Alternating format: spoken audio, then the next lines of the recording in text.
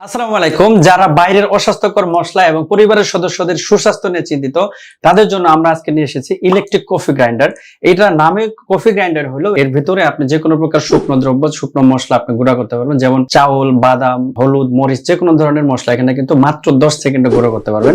So আমি এটা unbox করে আপনাকে প্রসেসিংটা দেখাচ্ছি। আপনি প্রোডাক্টটা পারচেজ করার সময় অবশ্যই এখানে 300 ওয়াট দেখে নেবেন। এটা হচ্ছে খুবই সিম্পল একটা জিনিস।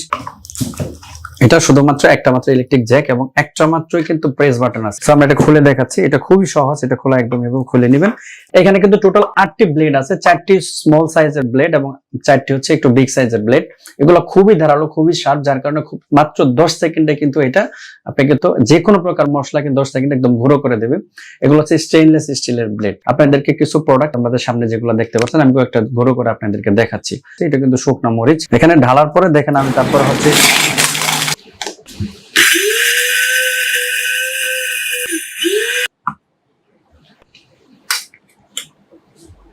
তারপর হচ্ছে এটা হচ্ছে ধনিয়া। এই যে এটাও কিন্তু খুব দ্রুত কিন্তু ব্লেন্ড হচ্ছে।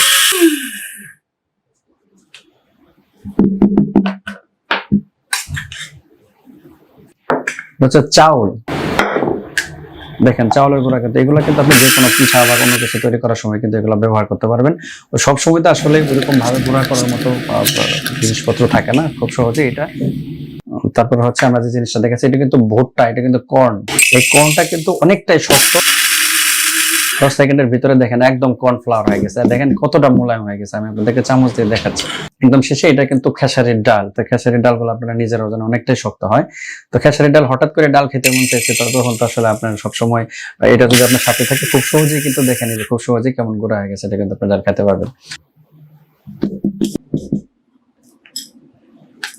ঢাকা এবং ঢাকার বাইরে সারা বাংলাদেশের যে কোনো জায়গা থেকে আমাদের প্রোডাক্টগুলো কিন্তু আপনি হোম ডেলিভারিতে নিতে পারেন।